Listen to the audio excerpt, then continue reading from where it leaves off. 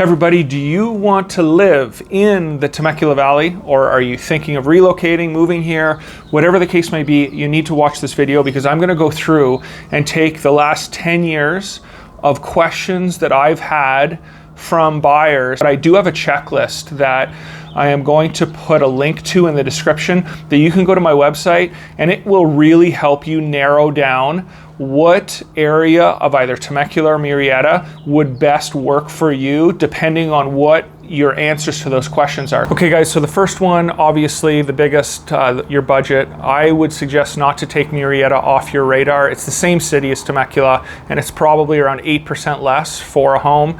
Still great schools, safe, all of those things. Okay, taxes. If you do not want high taxes, I'll make this really short. Don't buy a newer home. They're generally going to be that 1.8 to 2% total tax rate.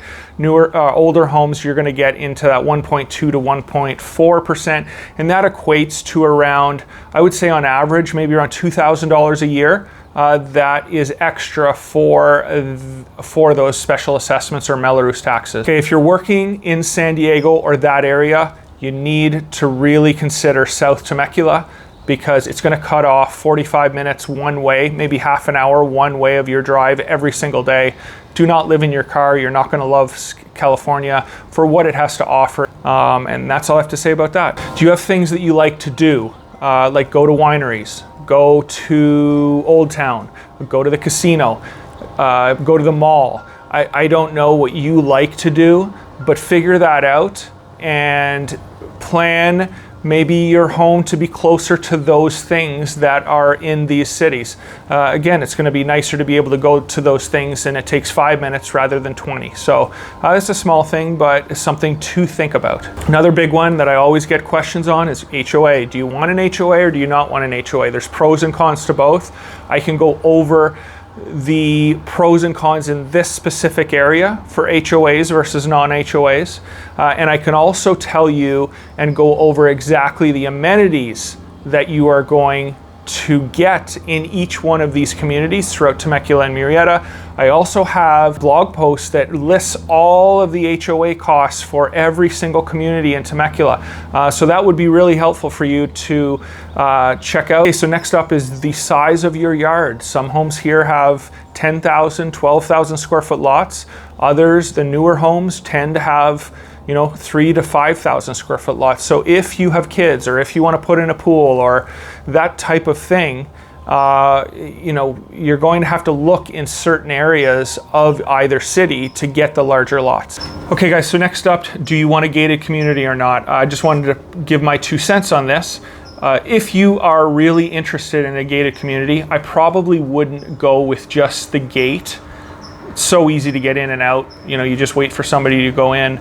If you want that extra layer of security, I would definitely go with the guard gated. We don't have a lot of those. We have Bear Creek, we have Greer Ranch, and Rorapah Hills does have the gate and sometimes has a guard. It's a newer community in Temecula. Okay, golf course communities. If you are a golfer, this is a great question for me because I am as well. I've played every golf course within 20 miles of here. So I can go, I don't want to go through everything with you. I have my views on certain communities, best golf courses. I can go, again, I can talk you through that and give you some ideas. But there are golf course communities in both Temecula and Murrieta to choose from. Okay, if you want a specific school, make sure, in my opinion, that you live closer to that area. Obviously, because you're not going to be able to go to that school because they have them sectioned off depending on where you live. In Southern California, when school's out, it is a nightmare to get in and out with traffic. So being close to it, either having your kids being able to walk or a 2 or 3 minute drive to pick them up is definitely going to save some time throughout the day. But don't worry about schools in regards to just overall ratings. I haven't really had any negative feedback from most of the schools in Temecula and Murrieta, and one of the top reasons people move here from other parts of the United States. Okay, so there you have it guys, just a really quick video. I thought this was important. Make sure that you download or check out the checklist for yourself because regardless of whether it's me or somebody else, when they see that checklist filled out, they'll be able to point you in certain communities that are going to work best for you and make your life a lot better and a lot less stressful. So until next time, thank you very much. Make sure you subscribe.